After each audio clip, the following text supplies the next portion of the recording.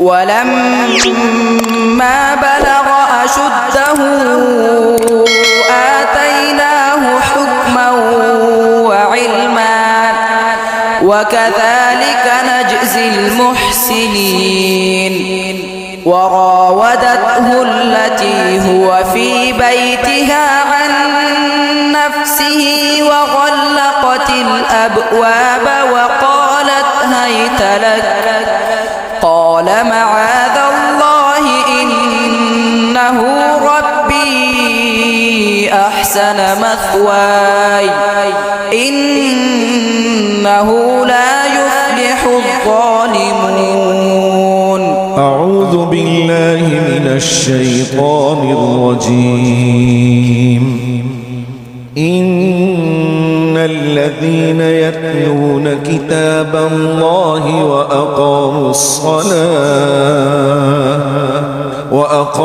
الصلاة وأنفقوا مما رزقناهم سرا وعلانية. أعوذ بالله من الشيطان الرجيم. سورة فاطر مكية. سورة فاطر مكام كرمام نازل هو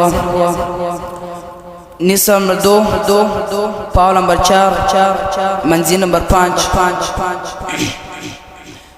إن الذين يتلون كتاب الله وأقاموا الصلاة وأنفقوا مما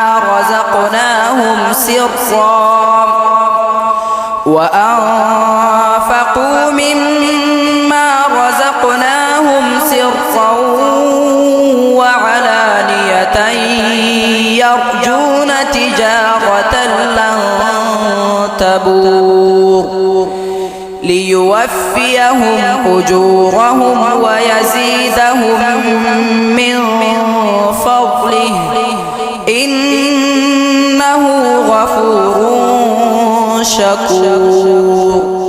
والذي أوحينا إليك من الكتاب هو الحق مصدقا لما بين يديه إن الله بعباده لخبير بصير. ثم أورثنا الكتاب الذين اصطفينا من عبادنا فمنهم ظالم لنفسه ومنهم مقتصد ومنهم سابق بالخيرات بإذن الله ذلك هو الفضل الكبير. صدق الله العظيم. آمنت بالله صدق الله العظيم. माशाअल्लाह माशाअल्लाह। ये थे जी हाफिज़ बिलाल अहमद बिन शाह वलीउल्लाह, मदरसा अरबिया अब्दुल्ला बिन मसऊद, पशीन बलूचिस्तान से इनका ताल्लुक़ था।